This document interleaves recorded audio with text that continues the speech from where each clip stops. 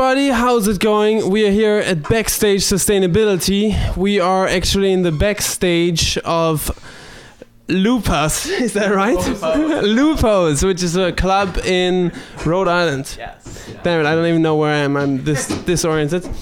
Anyway, we're here with Jeremy and Dill.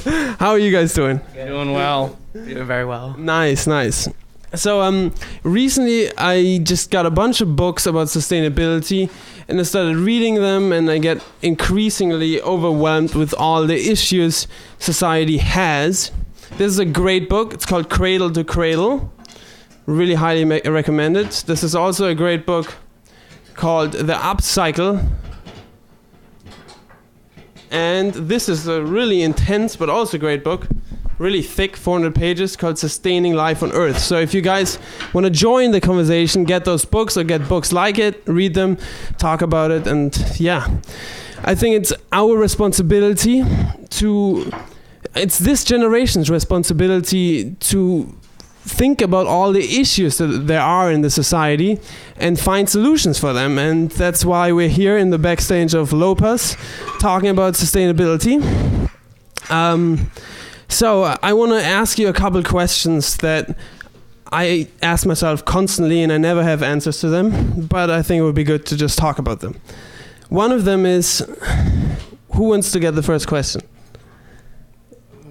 And whatever. All right. So, what do you guys think that capitalism can be the model or the system to create a sustainable society? Are you asking if capitalism can be the answer? What's it again? Could you repeat the question?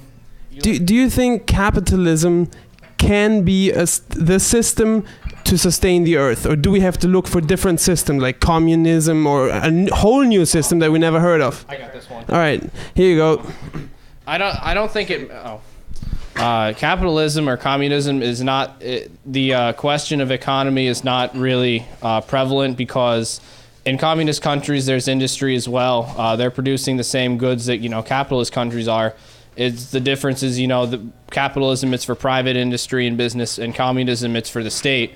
We're producing it either way, so the environmental impact is there either way. So I think capitalism is the best system of government personally, and I think we should stick with that. Interesting. Thank you. Yeah, that makes actually a lot of sense, because if you look at countries that have communism, like China, they're polluting even more. Mm-hmm. So, Can I make a comment? Yeah, absolutely. I don't think it matters on our economical system. I think it matters on our human effort to stop and start sustainability. I mean, obviously, no matter what system we have, there's going to be a certain amount of money we put into it, but we have to have a human effort to put something into it, because we put all our money into something like war because we want to. We put all our money into sustainability. It's a human thing. Right. So it seems that question of mine is answered pretty unanimously. Is that word correctly? Unanimously? Mm-hmm. All right, good. I just learned that word yesterday, so I'm glad I got to use it. Do you guys think that corporations are a good system for a sustainable planet? Can I just? Kind of close to your mouth, because James. Are corporations the answer to? Or will a system of corporations be able to provide a sustainable society? I think you can have it work. I think that's fine. I think you can use corporations. If you want to talk about the environmental impact, I think that the usage of it is fine. It's just fueling these corporations. Like, how are we going to provide energy for them? The system in itself, although it has its flaws, it works overall. It's just fueling these corporate societies and companies, what have you. I don't know, but that's the best that I can give you. Does that make sense at all? Makes sense, yeah. While I was reading this book, Cradle to Cradle, William McDonough